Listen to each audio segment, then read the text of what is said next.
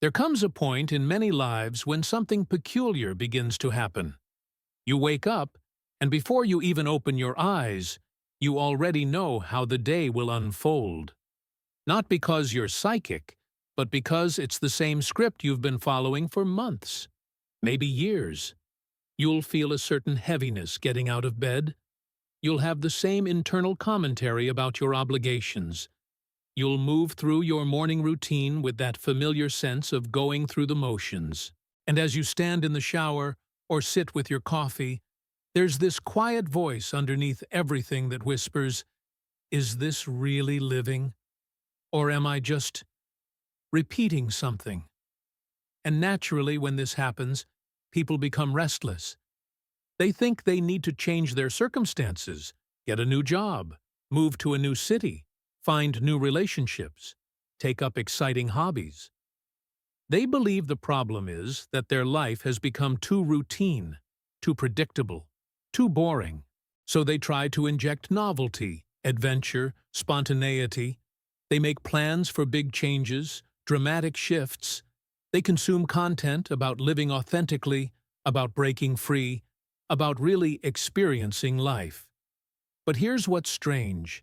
Even when they do make changes, even when they quit the job or move to the new place or start the new relationship, that same feeling creeps back in after a while. The script just changes its words, but the fundamental experience of reading from a script remains. But what if I told you that the problem isn't your circumstances at all? That you could be doing the most adventurous, spontaneous things imaginable and still be living in that same deadened, scripted way? And conversely, that you could be doing the most ordinary, repetitive activities and be fully, vividly alive? You see, most of what we call living is actually something else entirely. It's a kind of rehearsal, or perhaps more accurately, a kind of reenactment. We're not encountering the world fresh in each moment. We're overlaying it with predictions, interpretations, pre-formed meanings that we inherited or constructed long ago. This is what the philosopher Martin Heidegger spent much of his life trying to articulate. Though he used forbidding words like das Man and thrownness and being toward death that make it all sound terribly abstract. But what he was pointing to is something you can feel in your own experience right now. Think about how you experience people you've known for years. Do you actually see them, or do you see your accumulated interpretation of them? When your partner walks into the room, are you meeting them fresh, or are you meeting your prediction of who they are? Your concept of my partner, your story about how they always are? Be honest. Most of the time, you're not looking at them at all. You're consulting your internal file labeled "this person" and responding to that. This is what the mystics and contemplatives discovered across all traditions, though they described it in different languages. They found that human beings develop a kind of conceptual overlay that sits between them and direct experience. And over time, this overlay becomes so thick, so convincing, that we forget we're looking through it. We think we're experiencing reality, but we're actually experiencing our predictions about reality, our interpretations, our prepackaged meanings. It's like watching a movie for the 10th time. You know what's coming. You know what the character will say, how the scene will unfold. And because you know, you're not really watching anymore. You're just waiting for your predictions to be confirmed. Now imagine you've been watching the same movie not 10 times, but 10,000 times. And imagine that somewhere along the way, you forgot it was a movie at all. You started thinking this was just how things are. That's what's happened with your life. The ancient Buddhist teachers had a word for this. Samsara, the wheel of repetitive existence. They weren't talking about literal reincarnation in future lives, or not just that. They were pointing to how we create the same patterns, the same reactions, the same interpretations over and over, moment to moment, day to day. We live in a kind of dream that we mistake for awakeness. Once you see this pattern, Something shifts in how you understand your restlessness and dissatisfaction. It's not that your life is too boring or predictable in its content. It's that you're relating to it, to everything, through the filter of prediction and interpretation rather than direct contact. You're sleepwalking through a life of concepts about life. And somewhere deep down, you know it. That's the source of the whisper that says, "This isn't really living." Let me give you an analogy that might make this clearer. Imagine you've spent your entire life reading restaurant menus. Elaborate, detailed menus that describe meals in exquisite detail. The textures, the flavors, the aromas. You've become quite expert at imagining what these meals taste like based on their descriptions. You have preferences among the menu items, favorites you return to, dishes you've decided you don't like. You discuss menus with others, compare restaurants, form sophisticated opinions. Now imagine someone comes along and says, "Why don't you actually eat the food instead of just reading about it?" At first you might not even understand what they mean. "I am eating," you'd say. "Look, I just had the braised short ribs with rosemary reduction. It says so right here on the menu." It would genuinely feel to you like you were eating, because reading the menu and imagining the meal has been your entire experience of eating for so long that you can't distinguish it from the actual thing. This is what's happening when you live through predictions and interpretations. The menu is your conceptual overlay, your ideas about who you are, what things mean, how life works, what's good and bad, what you need to be happy. You've been consulting this menu so constantly, so unconsciously, that you think you're actually tasting life. But you're not. You're tasting your thoughts about life. You're experiencing your predictions about what's happening, not what's actually happening. And this period, this recognition that you've been living in a kind of dream, can last quite a while. It's not comfortable. Because once you start to see it, you can't fully go back to the innocence of not knowing. But you also can't immediately leap into some other way of being. You're suspended between the old way that no longer works and a new way that you don't yet know how to inhabit. I must warn you about something. The usual response at this point is to turn this insight into yet another item on your conceptual menu. You think, I need to be more present. I need to live authentically. I need to have direct experience. And then you start trying to engineer that, to achieve it, to make it happen. You read books about presence, practice techniques, monitor yourself for whether you're doing it right. But this is just adding new items to the menu. Now you're reading descriptions of authentic presence instead of descriptions of successful life, or whatever was on your menu before. You're still not eating. The trap here is subtle but crucial to understand. You cannot think your way into direct experience. You cannot use the menu to escape the menu. This is what Heidegger meant when he talked about the impossibility of the inauthentic Dasein simply deciding to become authentic through an act of will. The very structure of prediction and interpretation resists its own dissolution because it thinks it's protecting you, keeping you safe, helping you navigate life. And in a way, it is protective. Living entirely through predictions is exhausting, yes, but it's also familiar. It gives you the illusion of control. If you're reading from a script, at least you know what comes next. If everything is interpreted through your existing categories, at least you don't have to face the rawness, the vulnerability, the fundamental uncertainty of what actually is. Direct contact with reality, with yourself, with others, with this moment, is destabilizing. The script is comforting, even when it's deadening.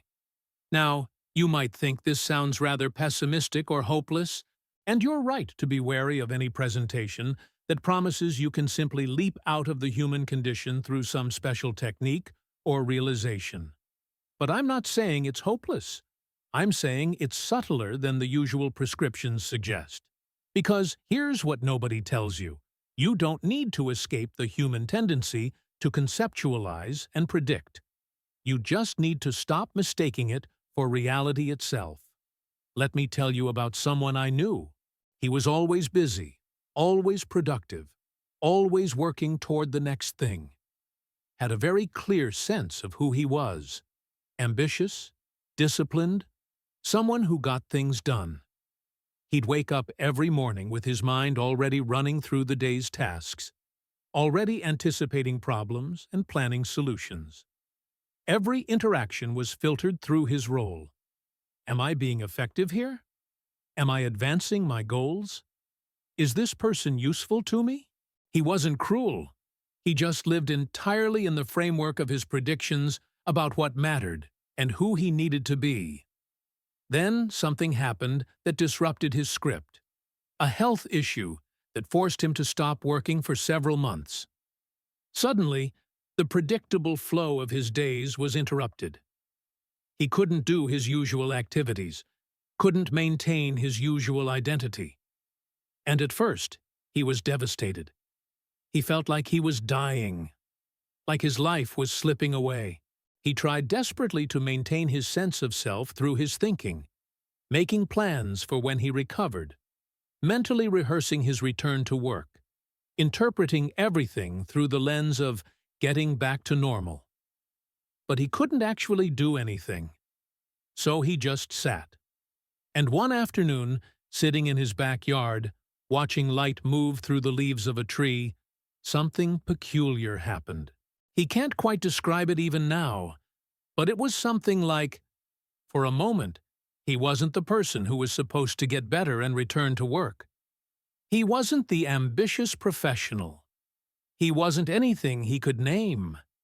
He was just here, watching light in leaves, not anticipating anything, not interpreting anything, not heading anywhere, just this. And it wasn't blissful or mystical or transcendent in the way he'd imagined awakening might be. It was ordinary, almost disappointingly ordinary. But it was also somehow more real than anything he'd experienced in years, as if he'd been living his whole life in a photograph of a garden and suddenly found himself in the actual garden. The colors were sharper. The air had texture. He could feel his own aliveness not as a concept, but as a direct sensation. The thing is, this didn't solve all his problems or permanently transform him into some enlightened being. When he went back to work, the old patterns reasserted themselves. But now there was a crack in them. He knew, with a kind of knowing that went deeper than thought, that his predictions and interpretations weren't reality. They were just one way of relating to reality. A useful way, sometimes, but not the only way. And not what was actually here. It's not that he became someone who never predicted or interpreted or conceptualized anymore. You can't function as a human being without those capacities. It's that he stopped living entirely inside them, stopped mistaking the map for the territory. He could use his conceptual framework when it was useful, but he wasn't imprisoned by it. He could put down the menu and taste the food. And here's what's remarkable about that shift. It's not a shift in your circumstances or even in your behavior necessarily. It's a shift in your relationship to experience itself. You might be doing exactly the same activities, washing dishes, going to work, talking to people. But there's a quality of freshness to it, a sense of actual contact rather than going through rehearsed motions. Not the freshness of novelty, mind you. This isn't about seeking new experiences or exciting stimuli. It's more like, you know how when you're really hungry and you finally eat, the food has a vividness to it that it doesn't have when you're just eating habitually? It's not that the food is different, it's that you're actually tasting it instead of just consuming it while thinking about something else. This is like that, but applied to everything. Reality stops being background noise to your internal commentary and becomes foreground, immediate, undeniable. People who haven't experienced this think it must be some kind of perpetual peak state, some constant euphoria. But it's not. It's more like the difference between looking at a photograph of your hand and looking at your actual hand. The photograph can be high quality, detailed, useful for many purposes. But it's still just an image. Your actual hand is here, present, responsive, real. Neither better nor worse than the photograph, just actual rather than represented. So what do you do in the meantime, while you're caught between living through predictions and this other possibility? You do the ordinary things. You brush your teeth, you eat your meals, you go to work. But you watch. You observe the mechanism of prediction and interpretation without necessarily believing it or fighting it. You notice when you're consulting the menu instead of tasting the food. Not to punish yourself for it, but just to see it clearly. And you watch for the gaps, because they're already there, whether you notice them or not. Moments when the script falters, when your predictions fail, when you're surprised or confused, or don't know what to think. Instead of rushing to restore your interpretive framework, instead of immediately making sense of the disruption, you might let yourself rest in that not knowing for a moment. Just a moment, just to see what it's like. And most importantly, you stop trying to be authentic. You stop trying to be present. You stop trying to have direct experience. Because all of that trying is just another prediction, another script, another item on the menu. The trying itself is the obstacle. It's like trying to relax by tensing your muscles in a special way. The effort defeats the purpose. Paradoxically, it's only when you stop trying to escape your predictions that they begin to lose their grip. Because the trying is itself predictive. It's based on the prediction that you're not okay as you are, that something needs to be different, that you need to achieve some special state. And that prediction is the very thing that keeps you locked in the cycle of interpretation rather than immediacy. Watch for the times when you're not trying to be anywhere other than where you are, not trying to be anyone other than what you are in this exact moment, not comparing this moment to some predicted better moment, not interpreting what's happening through any framework at all. Those are the gaps where actual life slips through. They might only last a second. That's fine. A second of reality is more nourishing than years of predictions. Perhaps the reason you feel like you're just repeating a prediction rather than living is that you've outgrown the particular script you've been following. Not because you're better than it or beyond it, but because something in you recognizes that it's killing you softly, this constant mediation between yourself and existence. The script promised to keep you safe, to help you navigate, to give you control. And maybe it did, for a time. But now it's become a prison, and the bars are made of your own interpretations. And when you finally see this, really see it, not just as another interesting idea to add to your collection, you're thrown back on something more fundamental than any script or prediction. You're thrown back on the simple fact of being here. Not being here as someone with a story and an identity and a trajectory.